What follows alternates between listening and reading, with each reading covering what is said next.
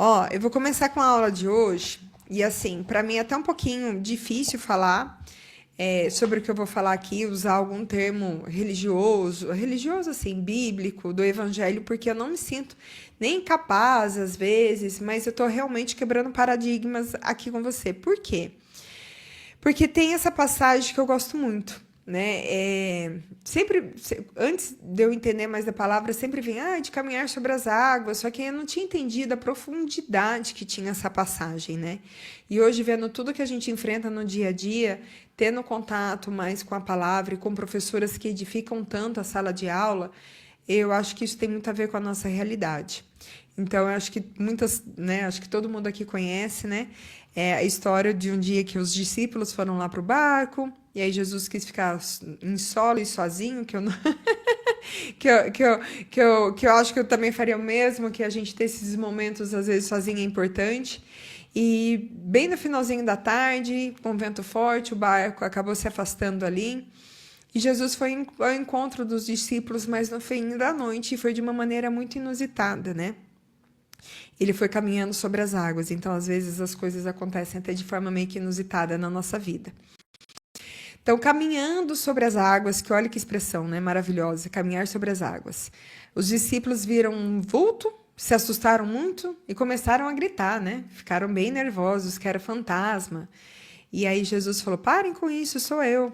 Né? Eles não conseguiram identificar por quê. Como a gente ia conseguir pensar que isso poderia acontecer, né?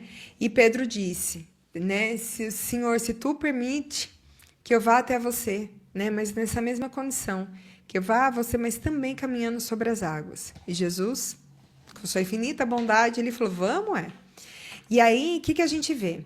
Vê que o Pedro, sim, teve coragem.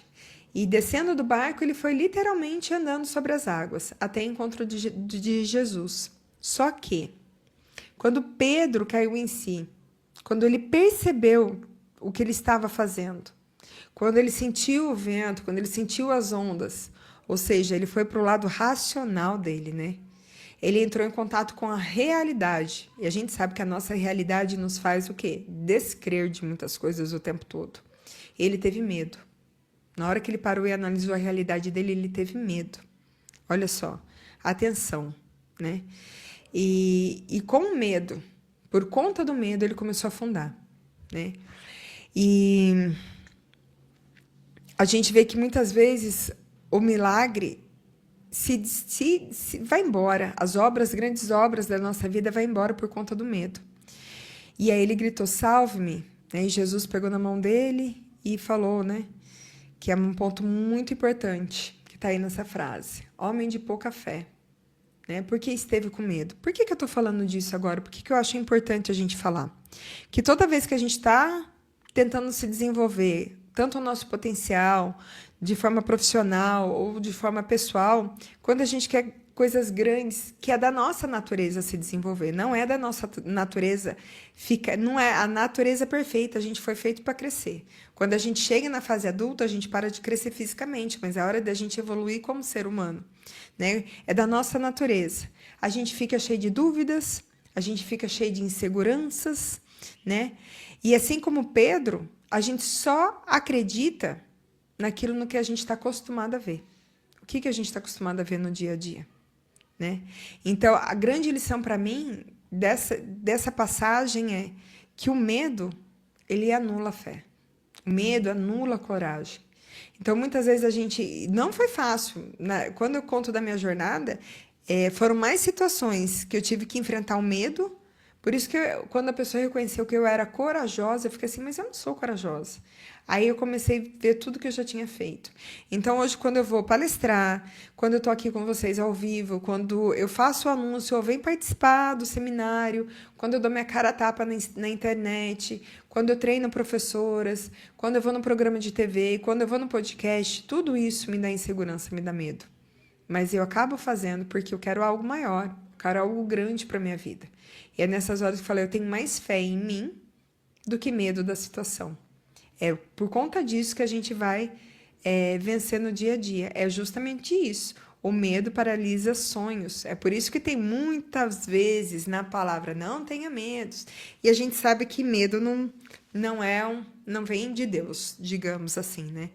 Então eu faço muitas vezes com medo, com insegurança, sem medo às vezes do desconhecido, mas eu tenho muita fé em mim. Eu tenho muita fé na minha vida, no meu propósito, no Deus que me guia, que cuida.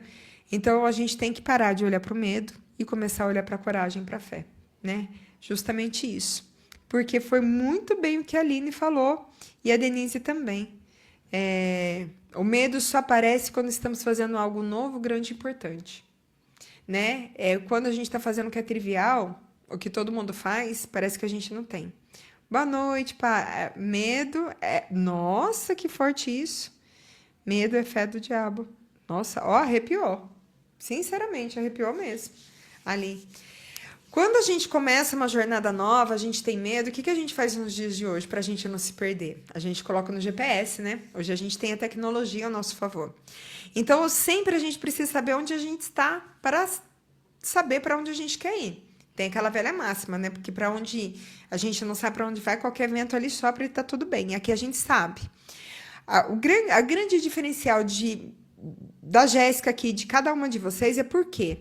Por que a gente quer ir para um lugar melhor? Cada um tem sua motivação e essa motivação vem do coração, né? Eu quis ser melhor porque eu queria o destaque profissional, eu queria honrar uma situação financeira melhor e foi aí que eu comecei a me desenvolver, né? Quem ajuda a gente nessa transição, nessa jornada? Quem já passou por isso. Nunca ouça conselhos de pessoas que não construíram aquilo que você deseja. Então, tome muito cuidado.